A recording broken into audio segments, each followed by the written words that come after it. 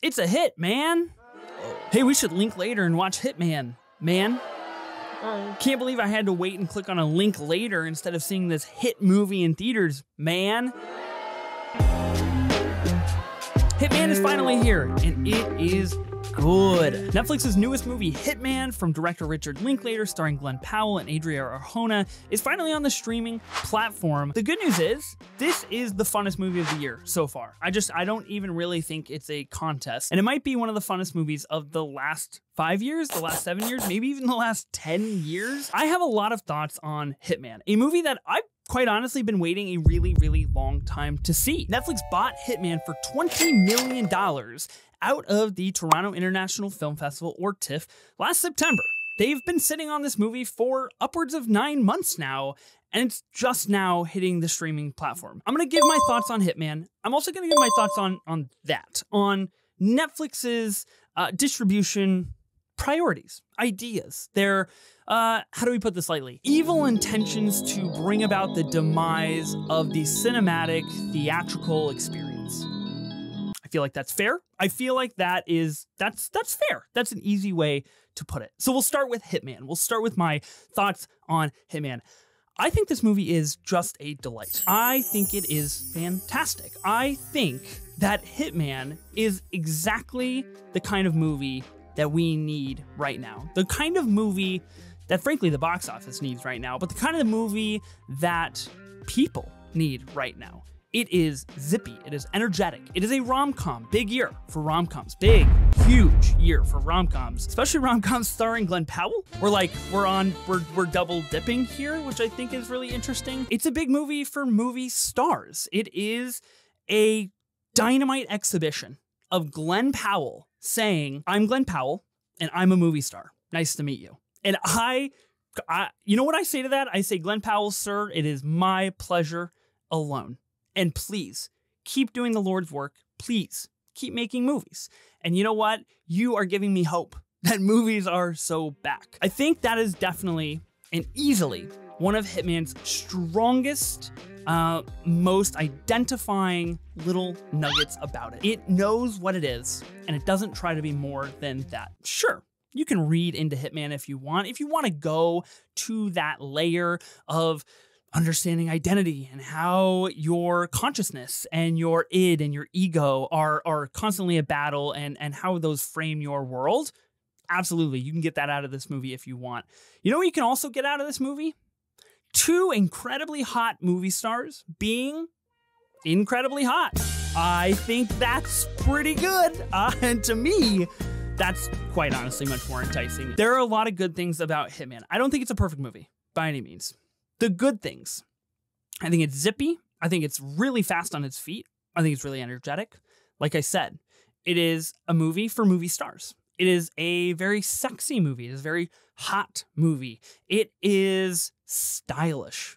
It's got vibes. It is a good movie. All around, heavily, highly entertaining stuff. It's funny. It's fun. It is something you want to watch. And I think the collective we're around, the people, underestimate that from time to time. I do think that it's got kind of a significant second act drag, unfortunately, but here's the thing, there's enough going on in the first act and in the first 80 minutes to really keep me entertained until we get to the back 25, which is really where I was confounded by my own reaction, because I was just watching this movie alone in my home and just having a delightful time, and I did the thing where I was just like, I was relaxed, and then I was like, oh wow, this is Glen Powell, this is Adria Arjona, this is Richard Linklater operating at very high levels. I think it's got a really good ensemble cast that again highlights the star power of a movie star. The supporting cast is good. I still would have liked a little bit more from the supporting cast. I thought they were really good, and I thought they had kind of a great dynamic with Glen Powell and Adria Arjona, and like I thought that was a fun part of the movie to explore. I do feel like the ending is a little bit riskless for a movie that does entail quite a hefty amount of risk. So that kind of juxtaposition is a little off-putting for me, but I can get past that because they're two really hot people that ended up making a really cute family, and what are you gonna do? So all of that to say, I think Hitman is a very good movie.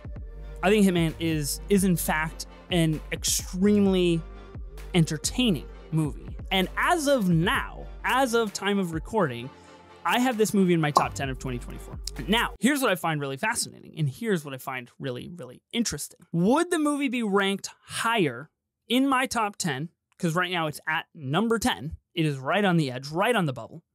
Would it be ranked higher if I had the exclusive opportunity to view this movie in a movie theater? A movie that, in my opinion, and I feel like in a lot of people's opinions, I don't think I'm out of line in saying this, a movie that is destined for the big screen. It is destined for the box office. It is destined for a communal, entertaining time with people in a cinema. I was not lucky enough to get to experience that because Netflix only released Hitman in 44 theaters throughout the United States. It's really interesting to me because this could have been the movie of the summer. This could have been the first movie of the summer. And it chose not to be. Netflix chose not to make it so. Netflix seems to be pretty bent on witnessing the downfall of the cinematic theatrical experience. And I feel like a really nice way to put that is like, I don't know, you're kind of evil. And it makes me mad. And I think that's fair. I think that is a very, very fair thing to say. It's interesting to me to save a movie like Hitman, a movie that is coming out in the second weekend of June, a weekend that historically has featured culturally relevant and significant movies like Face Off, The Rock, and The Goonies for a streaming platform. That screams anti-movie to me. That screams anti-culture to me. That screams we don't like movie theaters. That to me is the definition of you got it. Movies are so over. Guys, this movie is currently sitting at 97%. 97% on Rotten Tomatoes. That's the definition of a good, successful, let's make a lot of dollars at the box office kind of movie. Other streaming services and studios like Amazon Prime and Apple are putting their big movies in movie theaters. Netflix is trying to remain the only true streaming subscription left. And I think that's pretty fiendish. And I think that's pretty devilish. And again, I don't like it. Rotten Tomatoes score, you got to give a point to The Movies Are So Back. I'll put it there for that. This is my short, although it may not seem short to you, this is my short rant of why Netflix kind of absolutely is the worst, but more importantly, why we need to watch movies in movie theaters. This is a whole big discourse going around everywhere, all the time, every day. And I don't feel like it needs hearkening on for 10, 20, 30 minutes. But I could. If you tempt me, I just might do that. But I think the point stands that it's really a bummer. It just is really, really a bummer. And this comes from a place of personal disappointment. Disappointment that I didn't get to go see Hitman in a theater. I wasn't even given the opportunity to see Hitman in a theater. I wasn't even given the chance to say, hey, one weekend only, hey, one night only, come check out Hitman with a crowd, have a beer, have some popcorn, meet a friend, and experience a really entertaining flick. It just didn't happen for me. And I'm bummed out because I did have such a good time with Hitman in the confines of my personal home by myself while my wife was doing homework and I was just watching a movie. And that's great. And movies are so back because this is such a good movie, but movies are so over because I didn't get to see it the way that I and millions of other people think it should be seen. So it puts me in a pickle. It puts me in a prickly predicament about where movies are. Are movies so back? Let's answer the question. Hitman, very good movie. Movies are so back. Hitman, didn't release in theaters. Movies are so over. Hitman, really, really hot. If Challengers is this scene, how the fuck would you show me something if I couldn't have it then Hitman is this scene. Holy shit, I'm gonna come. Room for both. As he says, as Gary says, all pie is good pie. Netflix is like never releasing movies in theaters ever again. And they're eating up really good movies out of film festivals that just aren't given the opportunity to go to a movie theater. Movies are so over. That's 2. Movie stars are so back. Glen Powell is a goddamn movie star. Goddamn. That's, you know, like, I don't know what else to tell you. Movie stars are back. And that to me is really, really exciting. Check out Hitman on Netflix. It's absolutely and unapologetically worth watching. It is one of my favorite movies of the year so far. It is one of the most entertaining movies of the last several years.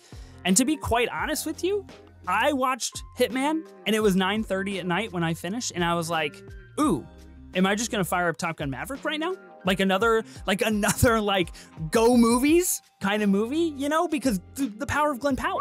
I was like, I want to hang out with this guy more. I want to watch movies with Glen Powell in them. So I think Hitman is good. I think Hitman is actually quite really, really good. And I hope that Hitman starts the trend of movies being consistently back. Movies just being good. Just being good. Hey, let's watch a good movie. Movies are so back.